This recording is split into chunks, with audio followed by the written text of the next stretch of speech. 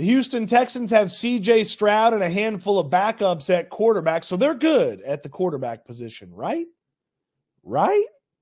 Welcome into the channel. I'm Cody Stoots. Let's talk some Texans and let's talk some quarterbacks. The Houston Texans, according to KPRC, bringing in Spencer Rattler, a draft prospect. He was the Senior Bowl MVP, played at South Carolina and Oklahoma, bringing him in for a 30 visit with the team. Now, I don't believe Spencer Rattler is going to end up on the Houston Texans unless something horrible happens in the draft process to him. In fact, he's even raised his stock compared to having it drop here in the draft process. But the Texans checking in on Rattler and thinking about the quarterback position got me thinking, got the old gears turning about the long-term build of the quarterback room and what the Texans should think about doing with the quarterback situation that they currently have behind C.J. Stroud. Now, this is not about C.J. Stroud really at all. He's the quarterback. I don't expect him to miss a bunch of games. He's shown to be a very durable player. I know the shoulder thing popped up before Indianapolis, but he was fine for most of the year.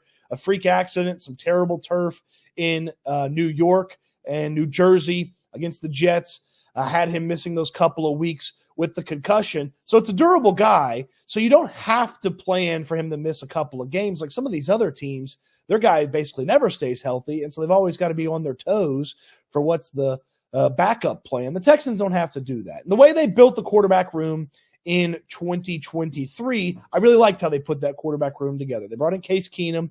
He was the veteran, the liaison between the coaching staff and the star quarterback. He was the veteran there to help C.J. Stroud along. And we thought to be the third quarterback. Ultimately, he ended up being the second quarterback for that team. And the backup quarterback spot for the Texans achieved what the backup QB spot usually needs to achieve. For me, the standard at backup quarterback is if my guy misses 2 weeks, can I go 1-1 in those 2 weeks? If my guy misses 4 games, can I go 2-2 in those 2 games? And with an improved offense and an improved defense, if you wanted to keep the quarterback room the exact same with Case Keenum, Davis Mills, and they also have Tim Boyle on the roster, you certainly could do that, and you'd have a fine quarterback room. There's one thing to think about that quarterback room, though. Case Keenum is a much older player, and he's in the final year of his contract. Could he be winding down his career with youngsters and maybe want to step away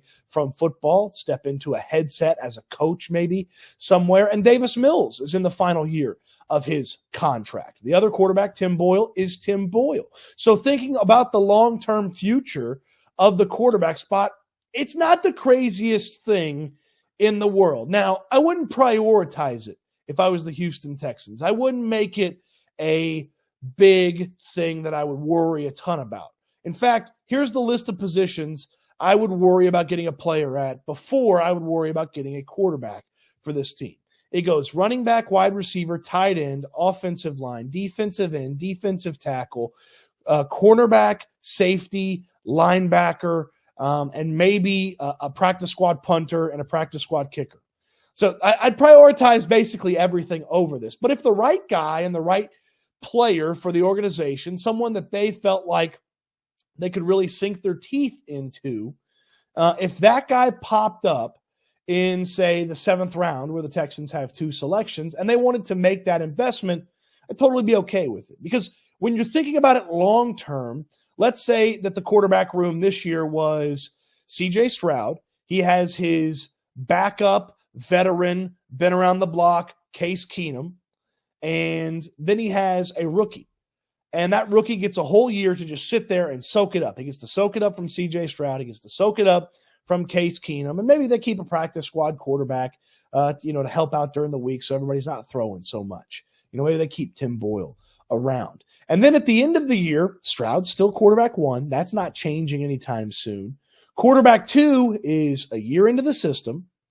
He's 2 years into his NFL career at that point. Or he's had a year under his belt going into year 2 of his NFL career. And if you wanted to add a different veteran because Keenum moves on or Keenum, wants to retire, you certainly could do that. So then all of a sudden it's C.J. Stroud, backup quarterback that you spent a late round pick on, and then another veteran. And that's still a good quarterback room. And the need for veterans, the need for a mind like Case Keenum is going to decrease as CJ Stroud plays more football. Now, obviously, if you could find the right veteran to hang around and help out CJ Stroud and another young quarterback to grow, then certainly it works out that way, and that'd be a big positive. But you don't have to have that. It's not a necessity because Stroud is going to play more and more football. He's going to get deeper and deeper into the offense and into what to expect from NFL defenses, and then he'll be good to go, and you don't have to rely on any of those veterans. So maybe there's a need down the road. Right now, I wouldn't put it as a need. Think about it. If the right guy, if the right scout showed up in Nick Casario's office and said, Nick, I really think this guy could be our third quarterback for a year and be the second quarterback behind CJ Stroud in case anything ever happened.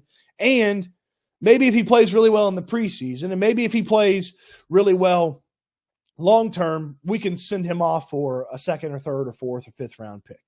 Now, again, I'm getting a little bit ahead of myself because, again, they'd have to figure out what to do with Davis Mills.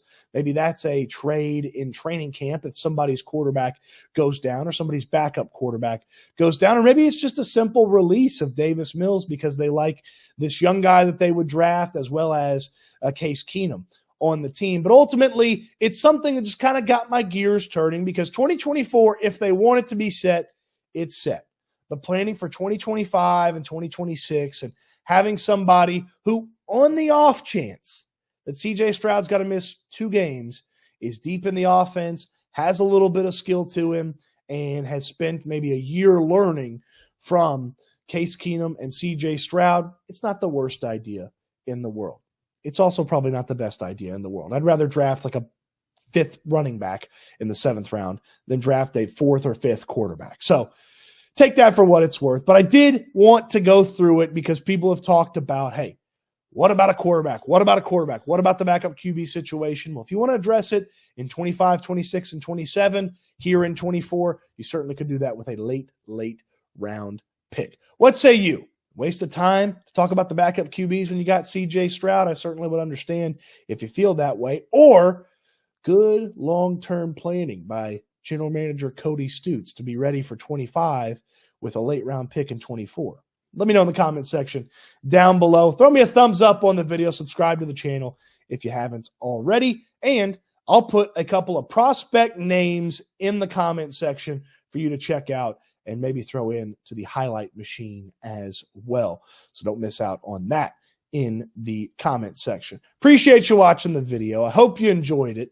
Don't miss out on the draft party that we have coming your way, where maybe in the 7th round, we see the Texans get that backup quarterback. The draft party, April 27th, Daily Sports Club, 922 Holman Street. It's where you can find it. It's the pinned tweet on my profile. So check that out. You don't want to miss out on Daily Sports Club, April 27th, day 3 of the NFL draft.